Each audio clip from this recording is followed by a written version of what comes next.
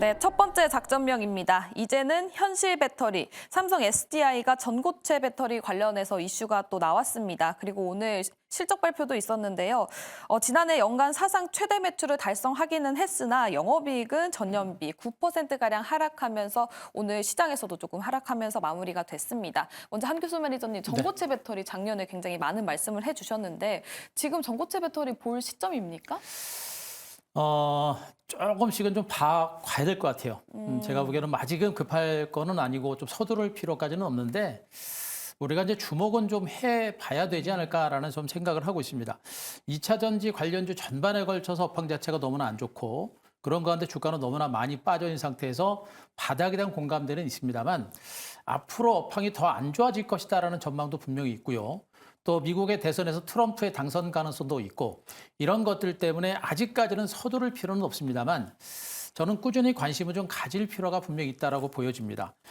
일단 삼성 SDI의 4분기 실적에서 보셨듯이 이제 매출은 크게 늘어나고 있습니다만 영업이 별로 안 좋습니다. 그만큼 이제 전반적인 2차 전지 업황은 아직은 좋지 않다라는 그런 얘기를 볼 수가 있겠고 다만 중요한 부분은 뭐냐면 역시 이제 전고체 배터리라고 하는 부분에 대해서 우리가 주목을 해야 되겠습니다만 이 전고체 배터리는 바로 이제 꿈의 배터리고 또 게임 체인저다라는 그런 말이 나올 정도로 전고체 배터리가 만약에 상용화되게 되면 그 전고체 배터리, 그러니까 이 전고체 배터리는 기존의 리튬이온 배터리를 대체할 수 있는 강력한 어떤 무기다라고 보시면 됩니다. 기존의 배터리가 수명도 짧고 거기다 굉장히 추운 날씨라든가 고온 날씨 이런 데에서 방전이 되고 하는 이런 불편함이 있고 또 화재 취약하다라는 것이 있는데 전고체 배터리가 그런 것들을 모두 이제 대체할 수 있는 그런 부분이기 때문에 전고체 배터리를 누가 먼저 개발하고 상용화에 따라서 그 시장을 장악할 수 있는 능력은 있겠죠. 그런데 지금 삼성 SDI는 분명히 이제 시제품을 이제 만들어냈고 그리고 관계사한테 벌써부터 시제품에 대해서 시범 운전을 하면서 그 배터리에 대해서 성능을 우리가 하나하나 확인해 가면서 이제 업그레이드 시켜가는 그런 단계인 것으로 보시면 됩니다. 그만큼 그 전고체 배터리의 상용화에 조금씩 다가서고 있다는 그런 맥락으로 보시면 되겠죠.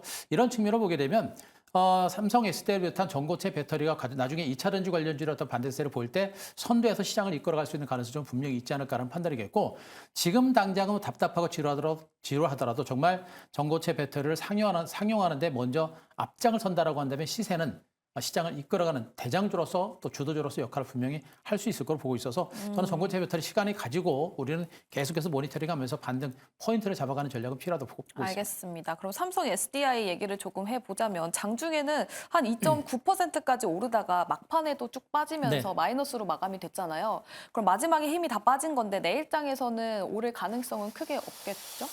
일단 이번에 당장 갈지 안 갈지는 좀 봐야 될 것 같아요. 지금 이 전고체 배터리와 관련된 기사 자체가 이제 조금씩 나왔고 이런 기사가 나왔음에도 불구하고 오늘 주가가 약밥선세가 나왔거든요. 그만큼 이제 전고체 배터리에 대한 관심은 있는데 수급 자체가 강하지 않다는 얘기는 아직은 기대감이 크지 않다라는 그런 의미가 되는 것 같아요. 근데 지금 2차 전지가 너무나 많이 빠졌고 삼성에서도 주가가 너무나 많이 빠진 상태에서 제가 최근에 저점 찍고 주가가 올라갈 때 기관 투자가 된 저가 매집이 조금씩 들어오는 형태가 분명히 나오고 있고요.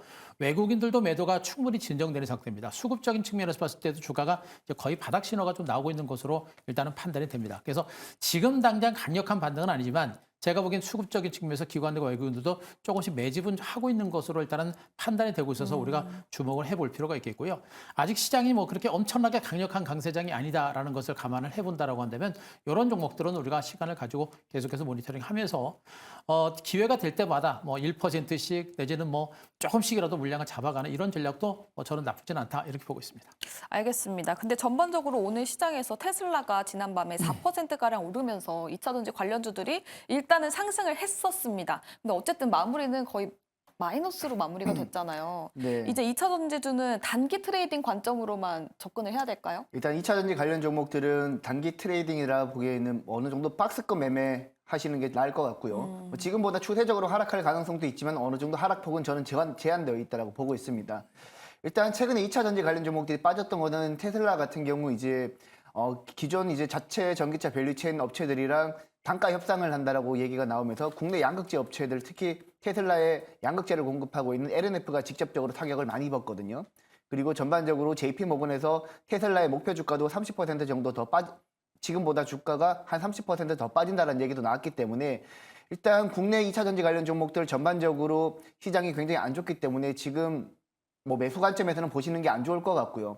다만 이제 2차 전지 관련해서 이제 보신다라면 개인적으로는 이제 실리콘 응급제라든지 그리고 엠캠 같이 전해액 공급하고 있는 업체 그리고 전구체 공급하고 있는 에코인드림 같은 이런 개별 종목들 위주로 여러분들이 스터디하셔서 매매를 하셔야지 전반적으로 2차 전지 관련 종목들이 지금 현 시점에서는 우상향하기가 조금 어렵다. 역시나 2차 전지는 전기차 수요가 살아나야 되는데 지금 전기차 수요가 굉장히 살아나고 있지 못하고 있죠. 그리고 전기차 판매 단가도 계속해서 하락 압박을 받고 있는 상태에서 2차 전지 관련 종목들의 마진율은 계속해서 안 좋을 가능성이 있기 때문에 당장은 조금 힘들지만 어느 정도 리튬 가격도 반등이 나오고 수요도 어느 정도 살아난다라면 그때는 2차 전지 관련 종목들 다시 매수해도 된다라고 저는 보고 있습니다. 그럼 반대로 생각을 해보면 리튬 관련주, 그러니까 리튬 가격이 올라가줘야 관련 양극재 업체들이 올라간다는 거잖아요. 네. 그리고 전기차 수요도 확실하게 늘어나는 그 점수가 찍히는 걸 봐야 올라가겠네요. 그렇죠. 어느 정도 지금 2차 전지에 대한 불안감이 굉장히 팽배해져 있기 때문에 어느 정도 데이터적으로 숫자가 찍히는 걸 봐야지만 투자자들이 적극적으로 수급이 들어가지 않을까라고 생각을 합니다. 그래서 2차 전지 관련 종목들은 지금은 당장은 투자하기는 조금 이르지만 지금은 반도체가 여전히 저는 좋다고 보고 있고 2차 전지는 어느 정도 수요를 확인하고 여러분들이 접근을 하신다면 충분히 흥산이 있다라고 보고 있습니다. 알겠습니다. 그리고 또 요즘 시장에서 뭐 전기차보다는 하이브리드가 뜬다 네. 이런 얘기가 많잖아요. 근데 그런 추세가 계속해서 이어진다면 전기차 수요는 크게 좋아지지 않을 것 같아요. 당장은 뭐 좋아지기는 어렵죠. 뭐 말씀하셨듯이 지금 이제 전기차에 대한 수요 자체가 굉장히 많이 낮아진 그런 상태고, 뭐 글로벌적인 경기도 많이 좋지도 않은 이런 상태고요.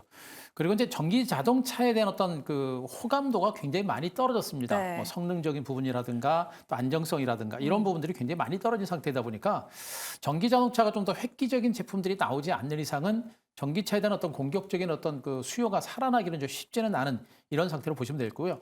말씀하셨듯이 이제 전기차보다도 그 하이브리드 자동차에 대한 수요가 오히려 성능적인 측면이라든가 이런 것이 더 좋다라는 입소문이 타면서 그쪽에 대한 어떤 수요가 좀 늘어나는 이런 형태가 되고 있거든요. 이런 부분들을 보게 되면 전기차에 대한 수요가 본격적으로 살아날 때까지는 좀 상당한 시간이 좀 걸리지 않을까라는 그런 판단을 해볼 수가 있겠고 가장 중요한 부분이 역시 이제 미국의 대선입니다. 트럼프가 친환경 정책을 철회할 수 있는 그런 가능성이 높기 때문에 트럼프의 당선에 대한 우려감들 때문에 바로 이제 2차 전지라든가 전기차 관련주에 대한 어떤 장기적인 어떤 그 기대감 자체가 꺾여 있는 그런 상태거든요. 그래서 적어도 미국의 대선을 전후로 해서 그 2차 전지 관련주들이 저점을 찍고 올라오지 않을까라는 그런 생각합니다만 만약에 트럼프가 당선이 되게 되면 그 역시도 쉽지 않은 그런 상태이기 때문에 우리가 섣불리 2차 전지 관련주의 반격을 우리가 생각하면 안 될 것 같아요. 하지만 충분하게 많이 빠진 상태고 만약에 이제 대선에 가까우면서 트럼프의 지지율이 좀 줄어들거나 바이든이 당선 가능성이 높아진다라고 하면 그때부터 오히려 또 이제 2차 전지가 움직일 수 있는 가능성도 있으니까 그런 변화된 흐름들을 면밀히 살펴보면서 대응하시는 게 좋을 것 같습니다. 아직까지 두 분 모두 2차 전지 전반적으로는 좀 지켜보자라는 시선을 유지하고 계신 것 같습니다. 그럼 한교수 매니저님, 전고체 관련해서는 보는 종목이 따로 있으실까요? 네, 전고체는 이제 저는 계속 말씀드리지만 전고체는 지금 이제 전기 자동차 시장의 흐름과는 약간은 무관하게 움직일 수 있는 가능성이 좀 있다고 보여집니다. 그래서 만약에 이제 전고체 시제품이 나왔고 그 시제품을 중심으로 만약에 성능이 업그레이드 되고 그것이 실질적으로 상용화에 들어간다라고 한다면 전고체 배터리는 기존의 리튬이온 배터리를 대체할 수 있는 새로운 배터리이기 때문에 전기 자동차에 대한 어떤 시각이 많이 달라질 수 있는 그런 가능성이 굉장히 높다라고 일단은 보실 수가 있겠죠. 그래서 전고체 배터리의 상용화 가능성이 높아진다라고 한다면 주가는 분명히 움직일 가능성이 높은데 아직까지는 뭐 삼성 SDI에서 상용화 시점을 2007년 정도로 얘기하고 있잖아요. 네, 2027년 정도 얘기하고 있는데 지금 그 전에 또 2026년까지 얘기가 나왔고 지금 시제품이 계속해서 움직이고 있는 부분들을 보게 되면 그 시점이 앞당겨지지 않을까라는 그런 판단까지 감안하게 되면 전고체 배터리와 관련된 이슈는 언제든지 부각될 가능성이 있다고 보고 있습니다. 그래서 일단 전고체 배터리 관련해서는 뭐 대표적인 게 삼성 SDI가 대표적인 종목이 될 것 같고 중소형주 같은 경우는 이제 이수 스페셜티 케미칼 같은 이런 종목이 대표적인 종목이 되겠죠. 그래서 최근에 2차 전지 관련주는 많이 빠졌습니다만 이수 스페셜티 케미칼은 계속 옆으로 기어가면서 하방 경직을 보이고 있는 부분도 그런 부분과 일맥상통하는 부분이 아닌가라는 생각이기 때문에 그런 관점에서 전고체 배터리 관련주들에 대한 관심은 좀 유지할 필요가 있을 것 같습니다. 알겠습니다. 이수 스페셜티 케미컬 주목해보자라는 이야기까지 들어봤고요. 다음 백인현 매니저님도 혹시 보는 종목 있으십니까? 아니요, 저는 이제 전고체 배터리는 관심 종목은 없고요. 왜냐하면 지금 리튬이온 배터리 같은 경우에도 가격이 워낙 비싸다 보니까 LFP 배터리로 대체하는 추세인데 전고체 배터리 같은 경우에는 리튬 배터리보다도 한 3배 정도 가격이 더 비싸다고 하니까 지금 현재 그렇다 보니까 향후에 2027년 본격적으로 양산이 시작되더라도 그 가격을 전기차 업체들이 맞출 수 있을지가 사실 의문입니다. 저 같은 경우에는 전고체 관련 배터리 종목들은 단발성으로 뉴스가 나올 때마다 여러분들이 차익 실현하시고 다시 조정받으면 매수하는 관점으로 접근하는 게 저는 맞다라고 보고 있습니다. 알겠습니다. 근데 사실 이 넘버가 찍히기 전까지는 2차 전지를 좀 조심해 봐야 된다라는 시선이 좀 우세한 것 같습니다. 그럼 두 번째 작전으로 넘어가 보도록 할게요.